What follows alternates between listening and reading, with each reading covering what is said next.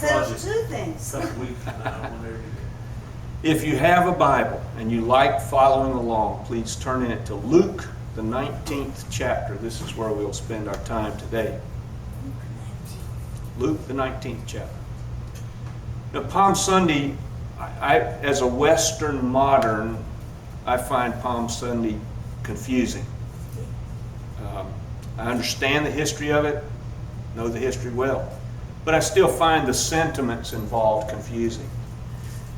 And it was confusing to the Jews on the day that Jesus rode into Jerusalem and they spread the palm branches in front of him, which is the day that we celebrate today. This is Palm Sunday. Because they didn't understand a king that's supposed to be the servant of all. That's not a king in their minds, and that's the king they were looking for. And it looks to me, if I read my Bible with even a modicum of paying attention, it looks to me like God has a really strong sense of irony in everything that he does. He seems to enjoy it in some way, that the underdog somehow is the one who triumphs in some way. And I don't think it's an accident that we as human beings appreciate irony. We love the movies where the good guy or the good woman wins, but they were the underdog. We love that. Think about it in terms of the Bible. Jonah hates the Assyrians. Who does God send to the Assyrians? Saul of Tarsus hates the Christians and hates the Goyim, the Gentiles. And who does God send to become a Christian and then sends them to the Goyim? So this sense of irony, keep it in mind as we look at this text. It's Luke, the 19th chapter, and I'll begin reading in verse 28. After Jesus had said these things, he continued on ahead, going to Jerusalem. When he approached Bethphage and Bethany, at the place called the Mount of Olives, he sent 2 disciples ahead of him and said, "Go to the village. When you enter it, you will find a colt tied there that has never been ridden. Untie it and bring it here to me. If anyone asks you, 'Why are you untying the colt?' just say, 'The Lord needs it.'" So those who were sent ahead found it exactly as Jesus had said they would. And as they were untying the colt, sure enough, the owners asked them, "Why are you untying the colt?" They replied, "The Lord needs it." So they brought the colt to Jesus, threw their cloaks on the colt, and had Jesus get on it. As they rode along, they spread their cloaks on the road. And as he approached the road leading down from the Mount of Olives, the whole crowd of his disciples began to rejoice and praise God with a loud voice, saying, for all the mighty works that they had seen. "Blessed is the King who comes in the name of the Lord, peace in heaven and glory in the highest." But some of the Pharisees in the crowd said, "Teacher, rebuke your disciples." Jesus said, "I tell you, if they keep silent, the rocks will cry out." Jesus then approached and saw the city, and he wept over it, saying, "If only you'd known this day, even you, the things that make for peace, but now they're hidden from your eyes. For the days will come when your enemies will build an embankment against you and surround you and close you in on every side. They'll demolish you, you and your children within the walls, and they will not leave one stone on top of the other, because you did not recognize the time of your visitation from God." Now, I love that passage. me too. Jesus comes into this city, comes into his own city, Jerusalem, and he weeps over it. And why is he weeping? Well, partially it's because he looks at these people. He knows they're fickle. He knows that there are lots of things they don't know. Remember what he said in Matthew chapter 9. He looked over the people and he said, they look to me like, he felt compassion on them. Why? They look like people who are sheep without a shepherd. God had become a human being, and he was revealing his rulership to them. He's revealing also his Father's heart to them as well. And the Gospels, we don't capture the Gospels in the way we ought. This is a narration. Think of it now. And it's hard. I say the words myself. I can't capture it. This is a narration of God in the flesh being with a group of people and interacting with them over a period of 3.5 years. The maker of the universe is just coming to hang out with his people. He says to Philip, there's so many texts like this. Philip, if you've seen me, you've seen the Father. I and the Father are one. Before Abraham was, ego eimi, I am. The fullest revelation, this is why in theological terms, the fullest revelation of who God is, if you want to know who God is, read the Gospels and read Jesus' life. That's who God is. That's what God's like and always has been. He doesn't change. And so these people, they're listening to God speak from His own mouth to them as they walk around and listen to Jesus speak. And Jesus is weeping because He looks at this people and He knows that they are not going to choose the best. He knows it. He's tried to get them to choose the best, but they're not going to. Just as He says in Luke, He looks over the city. He says, Jerusalem, how often I would have gathered you as a hen gathers her brood, but you would not. And they will not this day either. Even though for a little while it looks like they will. He knew, as He said in this text, He's looking at them and He knows they're going to lose this totally unique opportunity in all of human history. That is to interact with the Maker of the universe in a human way and to obey Him. And they're going to lose that opportunity. He knew that they were not going to choose the best. Now, the reason for this is very, very human. And here's some of the reasons. Think of it from our perspective. When we use the word leadership or leader, what do we mean by it? We have certain pictures in our head. And they're not the pictures that Jesus gives us to think about when we think about leadership at all. I mean, you've got in Jesus' expression this revelation of who God is. You've got what C.S. Lewis calls the divine humility. That He's going to come underneath. He's going to bring Himself underneath all of us to pick us up. And they and we many times don't see it. So leadership in our culture has certain things attached to it. I was reading, and I think it's Warren Wiersbe who wrote this. He sees leadership in the human terms as having 4 P's. And he gives these 4 aspects of leadership from human terms, how leadership looks to us, what we think of when we think about leadership. The first one is, the first P is position. We think about being over somebody. That's part of what our idea of leadership is. And the people who get to that station, they look at it and they think, I don't have to be accountable to anybody really. I mean, how many Congress people do we look at today? They don't seem to be accountable to anybody at all.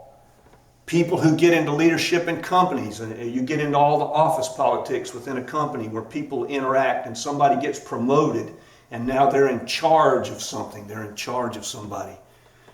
Even in Christian circles, think how many people have fallen because of this, because they have no accountability. They're not allowing others to question what they're doing or what they're saying in any way. They can just do it because why? They have that position, the first P. The second P is possessions. It's remarkable to me that we use the terms, I don't want to make this a political sermon, I don't mean it to be, but it is incredible to me that we have people who celebrate the fact of what we call public service. I mean, if you or I get elected to Congress at the state level or the national level, how is that public service? Who's serving who? I mean, people go up to Washington as congresspersons, maybe as a middle-class person. When they come out, they're wealthy. How does that happen? And it's called public service. So possessions, a person feels as though if they get promoted to a position, now they're going to have possessions. They're going to be able to own things. They're going to be able to have things. And this is so American. Think about it like this. I used to work for a contractor, and this contractor was very abusive with his tools. And I used to look at those tools and I'm thinking, I can't even afford one of those. Why are you being so abusive with it? And I used to say to him, I would say, shouldn't you be more careful with that? He'd say, well, I'll just go buy another one if I break it. That's our attitude, is it not? That's our attitude. C.S. Lewis captures this so well when he says, it's my teddy bear, I'll tear it up if I want to. I mean, that's the attitude. So possessions, that we can just possess things and we don't have to be concerned about the lack of security and lack of possessions. Then another place of leadership is it brings us prestige. This is we become somebody in the culture. Other people look at us and they recognize us as somebody. Now that's actually a proper emotion. It's just been corrupted by sin. Think about it when a small child gets on a diving board. What do they say to mom and dad? Watch me. Right? That's pure. They're looking at two people they love and they're wanting to show them that they can accomplish something.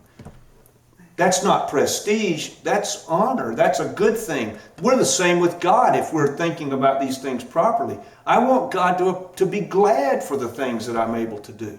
That's part of what it is to be a human made in God's image, living out our lives before Him, a person who accomplishes something, a person who's a good this or a good that, good athlete, good business person. Whatever it is we do everything as you would do it unto the Lord. Why?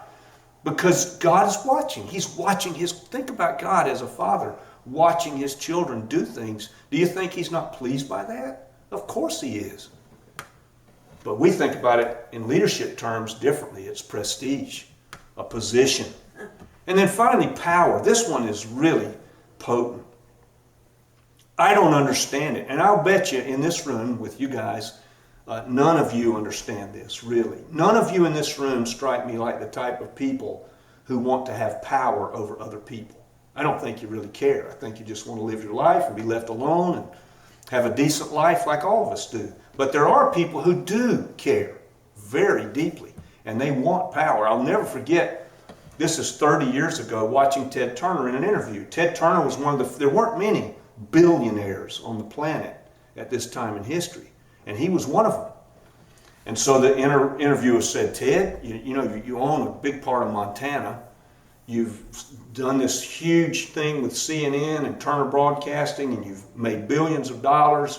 You've got a big family. You've got a marriage. He was, I think, married to Jane Fonda at the time. And what is it that you could possibly want in this world? And Ted thought for a minute. He said, power. And I believe, honestly, that in Ted's mind, it was so that he could do good. That he felt like things that he thought were good, he could then do if he just had the power to do it. Wealth wasn't going to get him there. He needed something more. The problem is, who gets to define what the good is? Well, Ted thought he knew. And so he wanted power. So you've got these 4 P's. Well, Jesus' perspective on all this is very different. Totally different. This is why when He came into Jerusalem, they didn't understand. For Jesus, this list of what Jesus' perspective on leadership is. Last is first. That seems really backwards to me as a leader. I mean, I get these cards that come in the mail all the time. Come to a leadership conference. I don't think they have in mind last is first. Giving is receiving. If I give myself away, things will come back to me in a way that I never expected, because God's going to reward that. Maybe not in this world, but giving is receiving. Living is dying. Jesus talked about us dying to ourselves, how hard that is. Doesn't sound like the kind of leadership perspective that corporate America would look at as a positive. Losing is finding. If I'll just lose my life for Jesus' sake, I'll find it. I'll find out who I'm supposed to be. Poor is rich. That one's really backwards, because who wants to be poor? But then on the other hand, if I'm attached to too many things in this world, then how rich am I really? Poor is rich. Weakness is strength. That one I understand as a Christian. I mean, Paul says, when I'm weak, I'm strong. No leader thinks that. No leader. I mean, look at the Congress people that are looking for FaceTime on television. Do they really think that weakness is strength? I don't think so. And finally, this one is the clincher. Serving is ruling. I mean, here's the maker of the universe who comes and says, the Son of Man didn't come to be served, but to serve and to become a sacrifice for all. So He stands over this city with all this in mind, and then He also knows things about this city, which is why He weeps over it. He knows that there is a coming political and military disaster that's coming on Jerusalem in just a few years, about 25 years. Caligula, 30 years. Caligula sets up his image as God all over the empire. Well, the Jews are not happy with that at all because it's an image, right? And it's blasphemy for them. It's idolatry. So they're upset. Then in 66 AD, some Greeks sacrificed some doves on the temple steps. That upsets the Jews. The Romans were totally lenient with everybody in the empire regarding religion. Totally. They did not care what you did.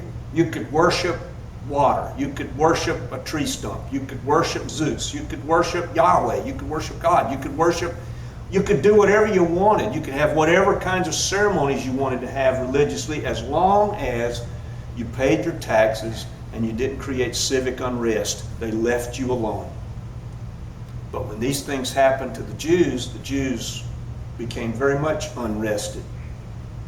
And so it came to the point where the Jews revolted. 66 to 70 AD, that 4-year period, Titus the general was sent. And just like Jesus said, he built a dirt wall around Jerusalem. He crucified people on the dirt wall, Jews. He crucified them. People in the walls could hear the screams of the people being crucified. They could see them up there all day. I mean, if you got up high enough above the walls, there are all these people dying all around you. And what's worse is Titus did not want any of this. He said so. When he came to the Jewish leaders, he told them what was going to happen. But if they would surrender and just come out, all would be forgiven. The Roman Empire didn't want this. Titus didn't want it. Titus was upset because of what he did to the temple, because it was such a magnificent building.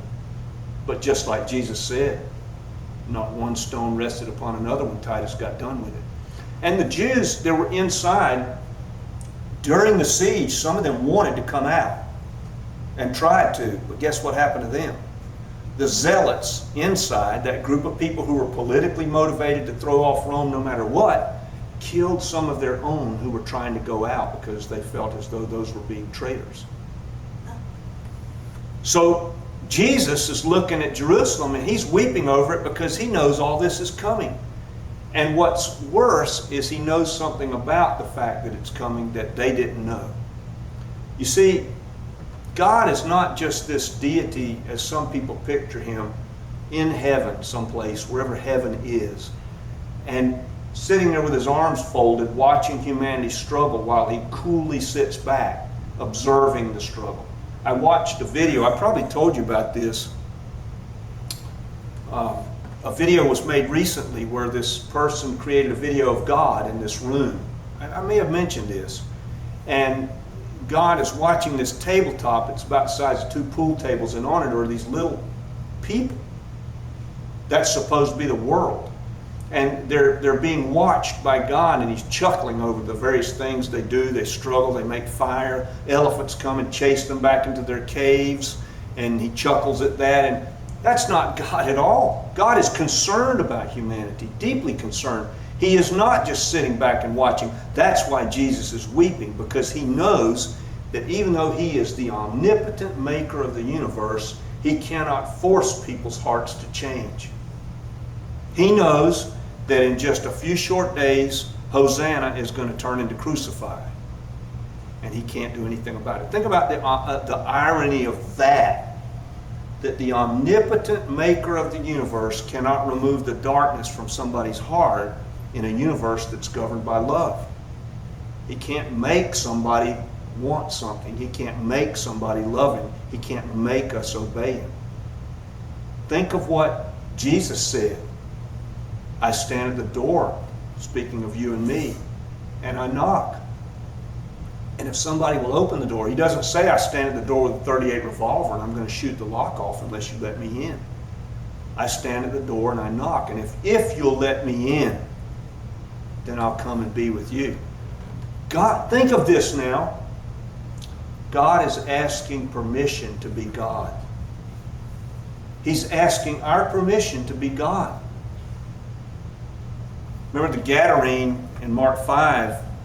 Gadarene, nobody could restrain him. Everybody's afraid of him. He was naked, living in graves. in the cemeteries. Nobody would come near him. He was so strong they would bind him with chains. He'd break the chains.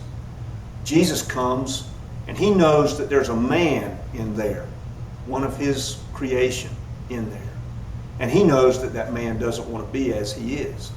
And so Jesus comes and sets him free. But you'll notice Jesus didn't restrain him at all.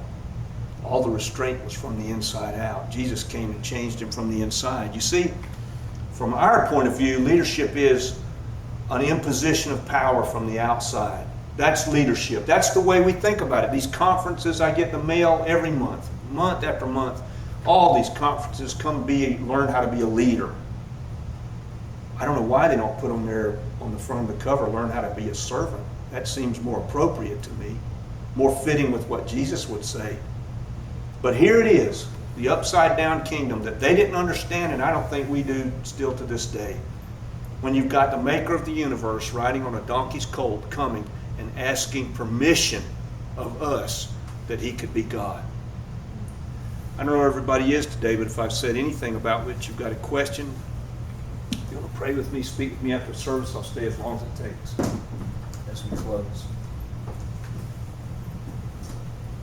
Close with number 60.